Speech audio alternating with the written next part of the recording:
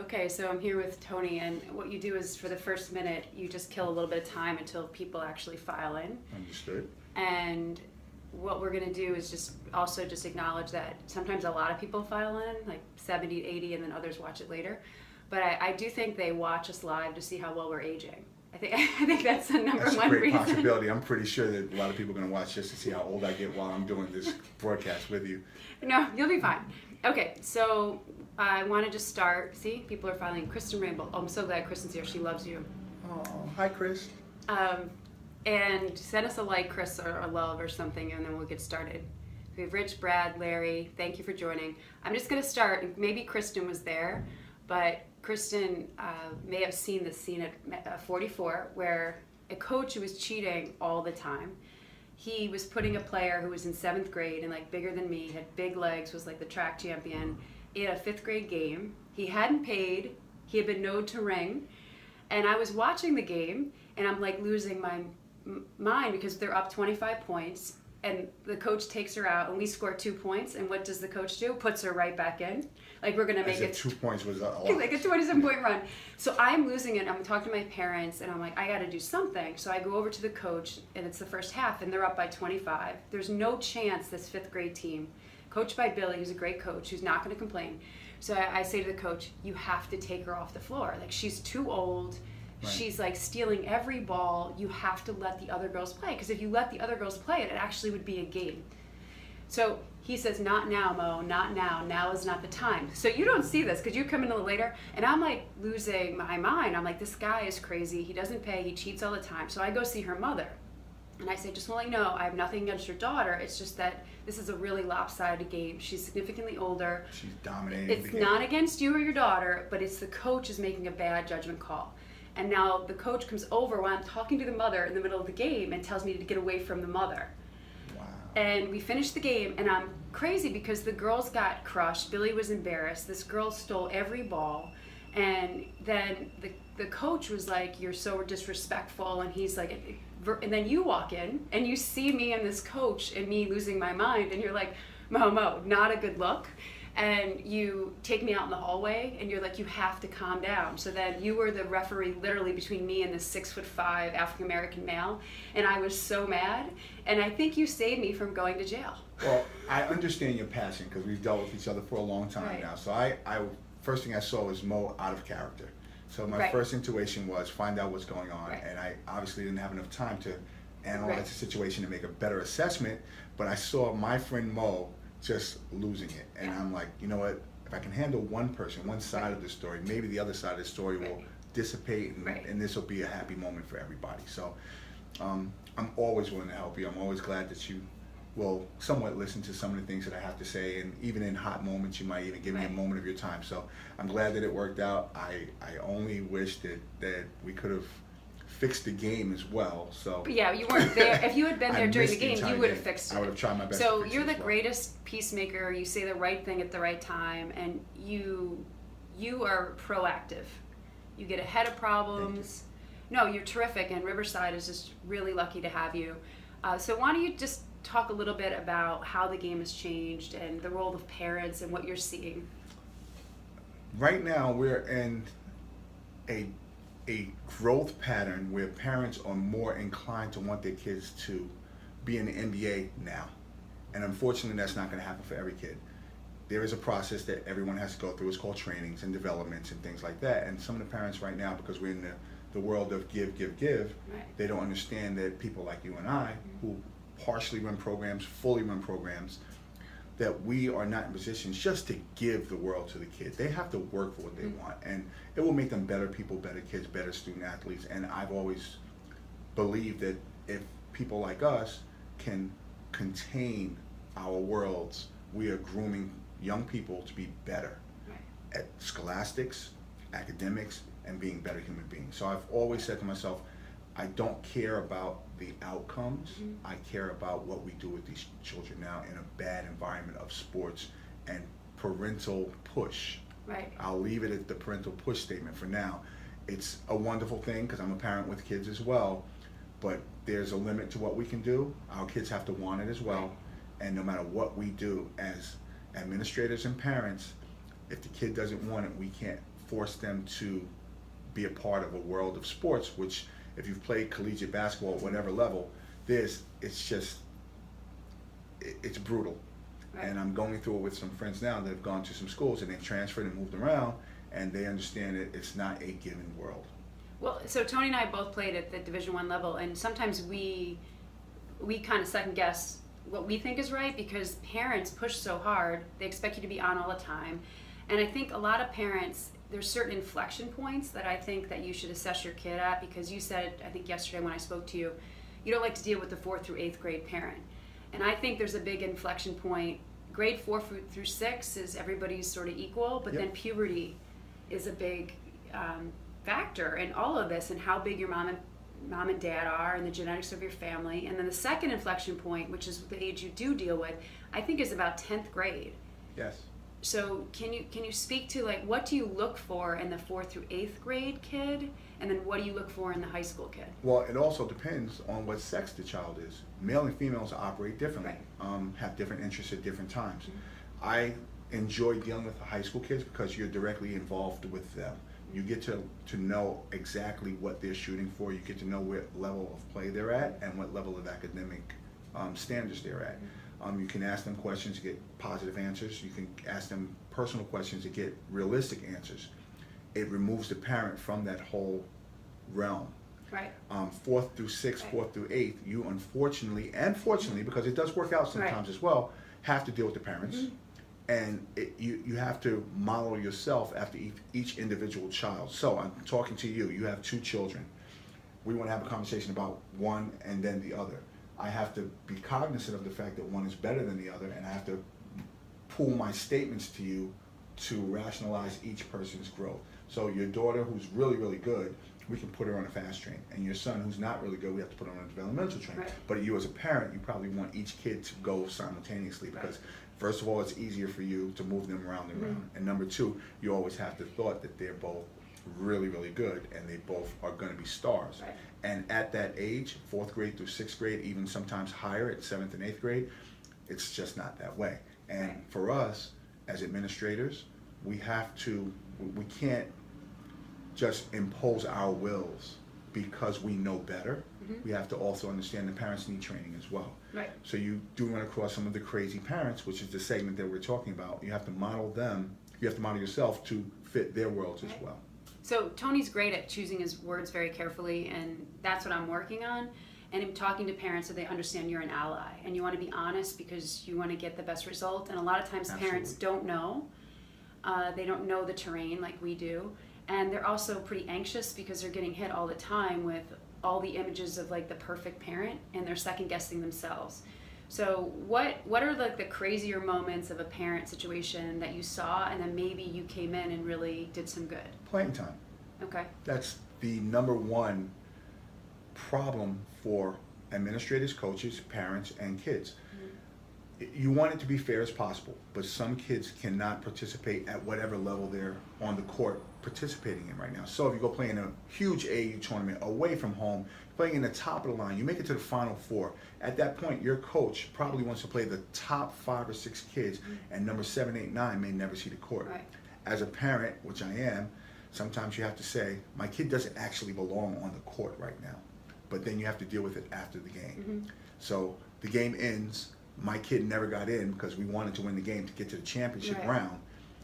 I want to address it with the coach. Now, I've been in situations where parents have come up to me and said, well, why didn't you play my kid? And I'm like, I don't think that he could have participated, or in female side, that she could have participated at this level, because we're right now in a place where the best 5 kids are barely making it through this whole game, and we luckily won because at least I'm a decent coach, and we can win some games based on me, and then it's up to the kids being the participants. But if we would have played your kid a lot of minutes during the game, the outcome may not have been positive. And the parents never understand that. So I have dealt with after the game issues where a parent actually got really upset at me and said they're taking the kid off the team. And I'm like, why would you do that? It's just one game, and we made it to the championship game. Your kid is 6'11", and they played all 5'5" guards that just ran us all over the place. So I think the next game when we play against the taller kids, that your kid can match up better. So you have to be quick on your feet when you're an administrator and a coach to be able to analyze the situation and parlay it to the parent before they lose their mind. Now, also remember, if you're local, it's okay some of the time, but if you've flown away from home, the problem has now expanded. Right. So travel and then the money, the time, the effort, the family sacrifice. So what I'm hearing you say is basically don't judge a coach by one game. Know that the coach typically tries to make up for it. I mean, we're for the most part, we're in it for kids, so we're not looking to punish your kid. Most coaches, you and I, we fit that blueprint, but then you have the coaches who don't know what they're doing, and it becomes a completely different analysis that that person is making. They've never played the sport. Right. They're barely in a place where they want to be. Right. Their nerves are ticking time bombs.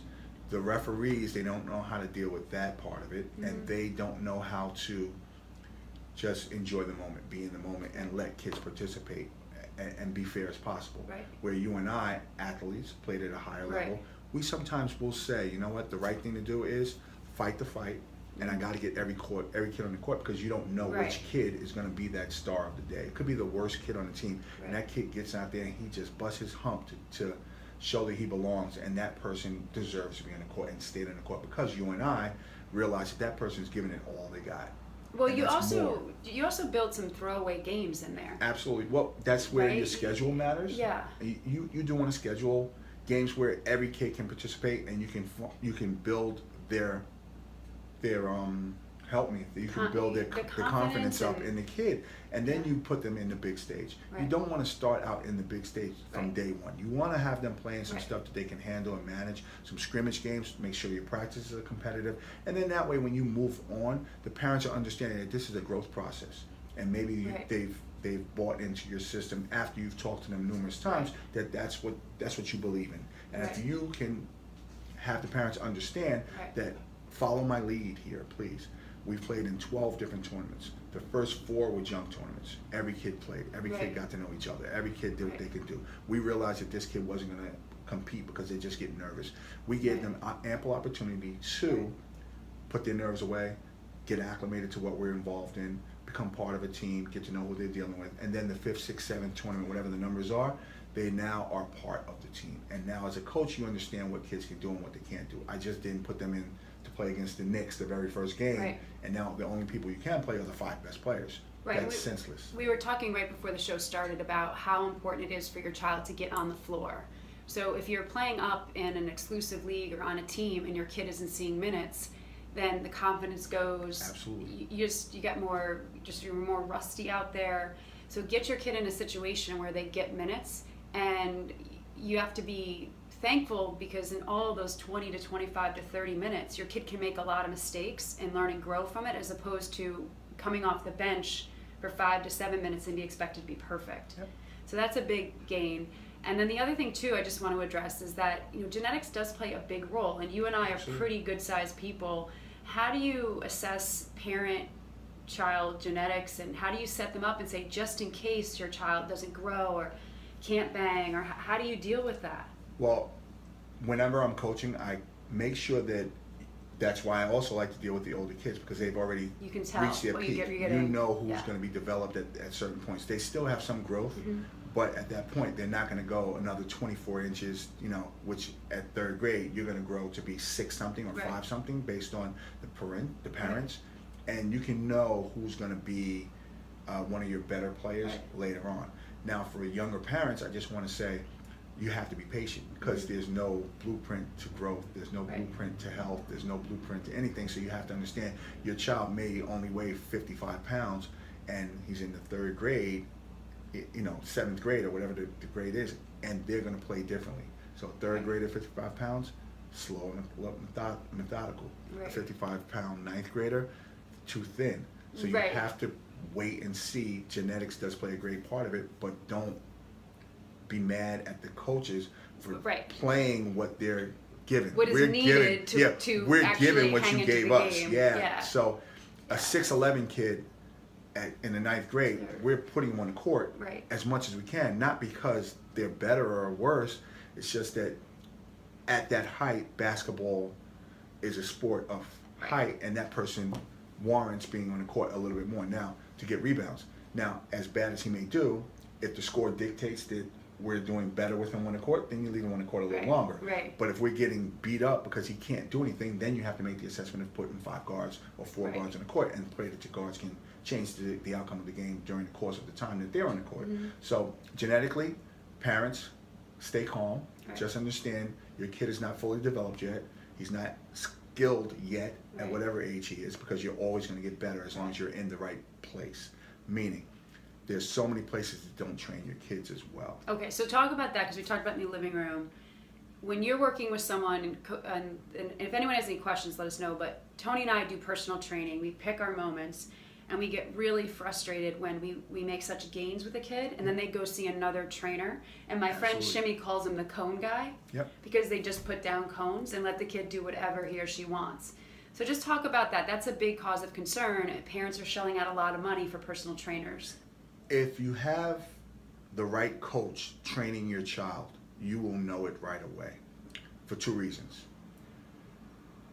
They're not just sitting around just telling them to follow the cones, go in and out, and things like that. They're actually watching the kid, making corrections, making adjustments. Now, everyone does it differently, so I never knock anybody else's training methods or anything like that, but you can tell as a parent whether or not that trainer, coach, whatever it is interested in helping your kid get better. Does he ever ask for report cards? That's another part of it, because guess what? If it's all about sport, then we're in trouble. You're in trouble as a parent, number one, and we're in trouble as administrators, coaches, because you forget a whole bunch of things. If your kid's getting straight F's and straight D's, and that's all the person cares about, you're in the wrong place. Right. You have to at least have a person in your child's life that asks the question once. Right. How are his grades? How are her grades? And don't let your kid go to private sessions and spoil them with money you're not even spending on yourself as parents if they're not doing well at school. Like, let the private sessions be a treat. Make them work for something. Don't just go giving your kid private sessions. I'm all in favor of adults getting a private trainer if you're in a spot in your life and you need a trainer, but don't start kids on it. And number 2 is sometimes I divide up and I try to say, have the other trainer work on X, Y, and Z. Let me work on footwork, your shooting form. It doesn't always work, though. But that's something we both share, because work together. You and I also will say, I'm not going to be great with a 4'4" guard because I haven't played guard in so long. I want to work with a big person this week. Then I'll work on dribbling skills and things like that with a guard person. So I will go back and forth, but my stress might have been that day for post moves or footwork or something even more important, whether a kid's in shape. Because it's all about keeping your kid in shape as well. If your kid is, not ready to run up and down in the sport of basketball, that's another part that your trainer should be held responsible for. I want kids to be in shape, because during the course of the game, you have to have them do certain things during the game that requires them to be in shape. Okay, so I'm going to make 2 suggestions. If you love that personal trainer who's your friend's buddy and older brother, I find that a lot. You're the gravy train as a parent. Yep. Have them do 2 things that they can't mess up. Ball handling, you can't mess up. Put a little pressure on that ball handling. You can't really get hurt doing ball handling. Number 2 is conditioning, but don't have the coach load weight on a kid's back. You don't need that parachute. Wrong.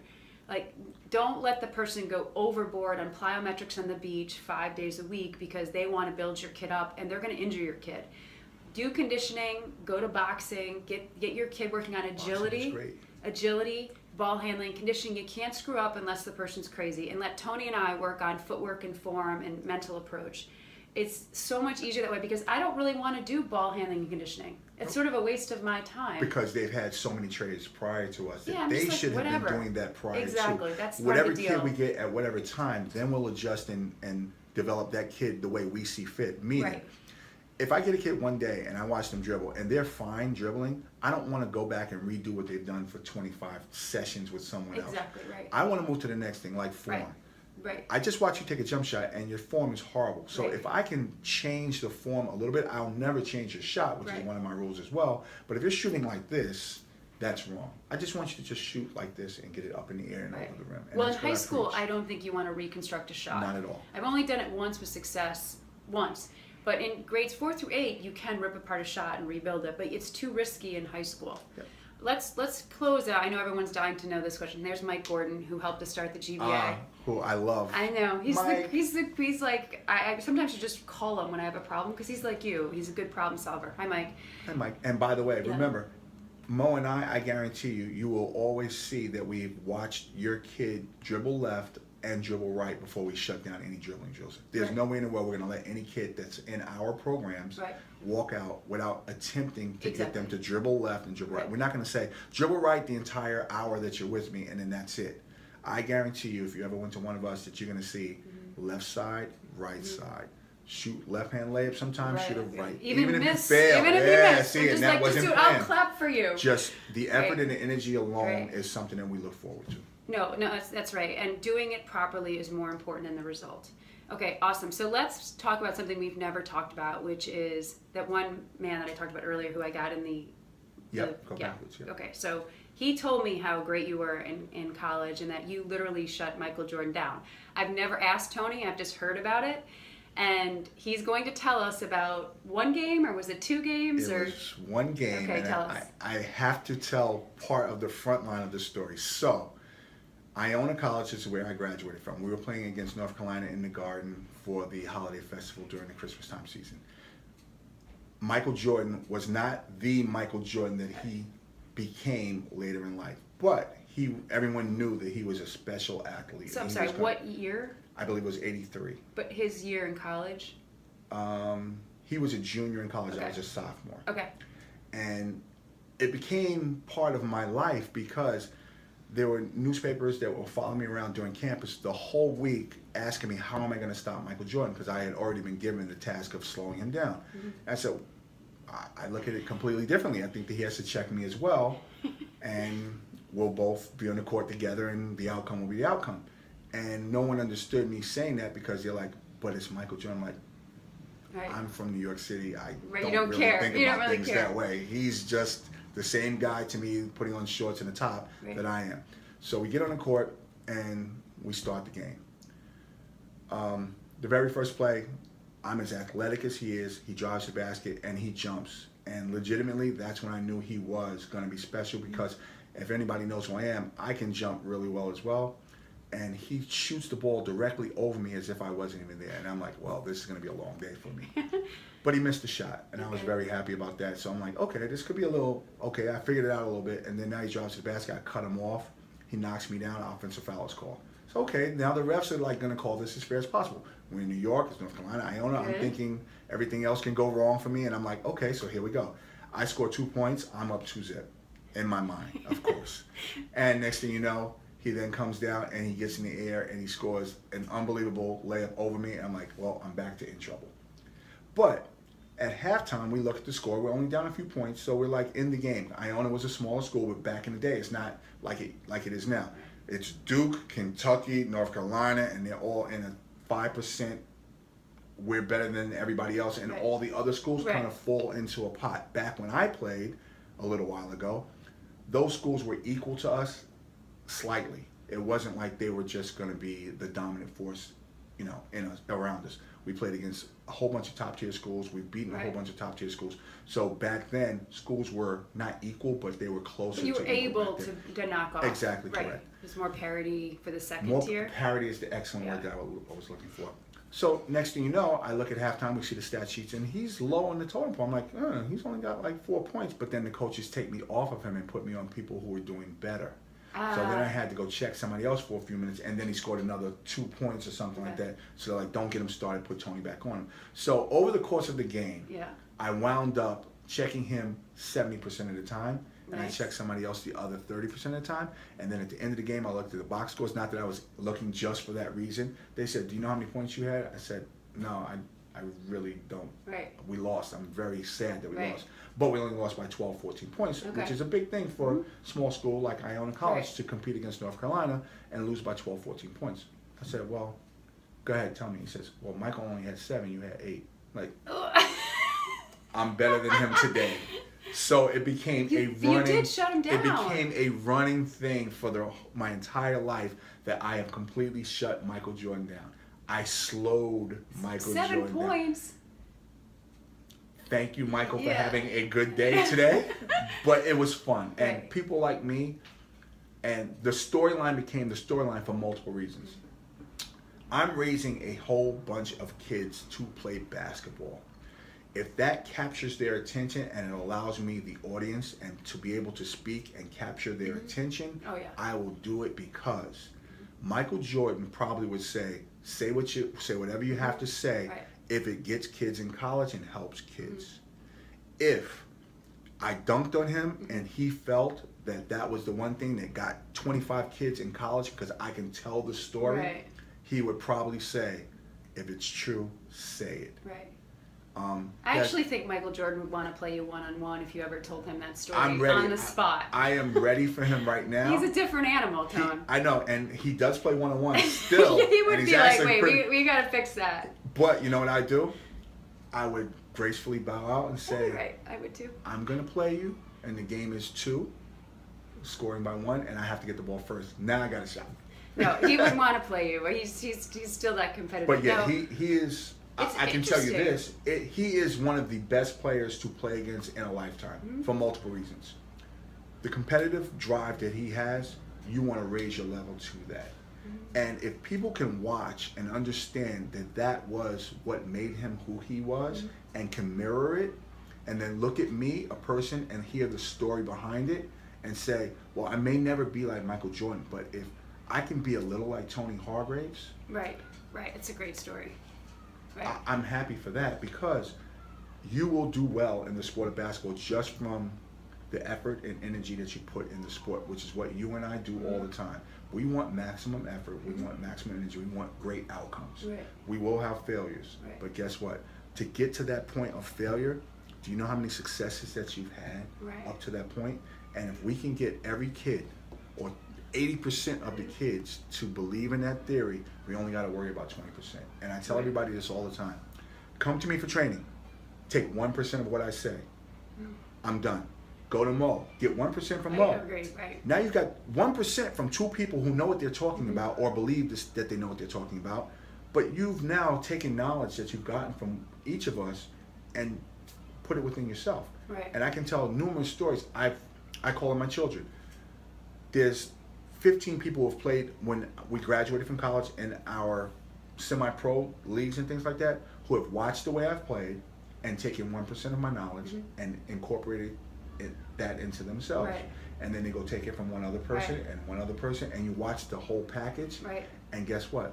We've put together a person, and I've watched it. We put together a person that has just completely changed their game, Right. gotten better, believe in the sport, and respected what we've done.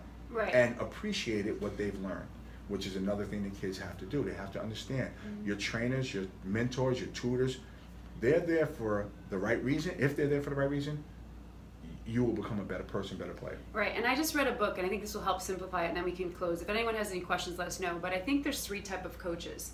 Your ignition coach. So your ignition coach just makes you fall in love with it. And a lot of times those ignition coaches are just not very good, but they have the personality to make you love the sport. So my dad, I think, was my ignition coach. Wow, because that's great. he got us. So ignition, you need igniters at 3rd, 4th, and 5th It's grade. funny you say that. You just made me think of my ignition coaches. I know who they are at Riverside too. And number 2, you need skills technician. So I do think I'm a skills technician. I'm not the lovey, like when you come meet me. I am like, let's get this done. I'm a tactical person when I teach my individual workouts and when I coach. So I'm more of the skills technician. And a lot of kids like that, and some not so much. So I try to put my ignition coaches first, my skills technician, and then you need the 3rd coach, which I call the opportunity coach, which is the AAU, it's the exposure, it's the high school coach that will let you go out there and run free. Now, I'm not the opportunity coach because I'm not traveling all over the country, but if you can put coaches into 3 buckets, I think you have a really good program. The ignition, and we're adding an opportunity piece, particularly on our girls' side, because we think there's such a need in New York. So that's kind of where we are. So any closing comments do you have for the parents and even people who aren't parents about sort of the state of youth sports, you as a parent, and your son's played? My son's actually, one just graduated 2 months ago, my oldest. Okay. He played at Dominican College on scholarship. So Great. I have molded him Right. to be a great student athlete, get a scholarship, Right. graduate. My second son is at the same school, Okay. good student, Good. good athlete, and he's got 2 years to graduate from college as well. So I great. think my blueprint has been good for my Right. 2 sons. Now, it doesn't work out for everybody. However, I think that because I have been so instrumental in their lives, it caused them to be the people who they are. Oh, yeah. And they're great kids. And your wife's great too. I mean, just the biggest thing we can say to parents is just role model for your kids. Like, be the person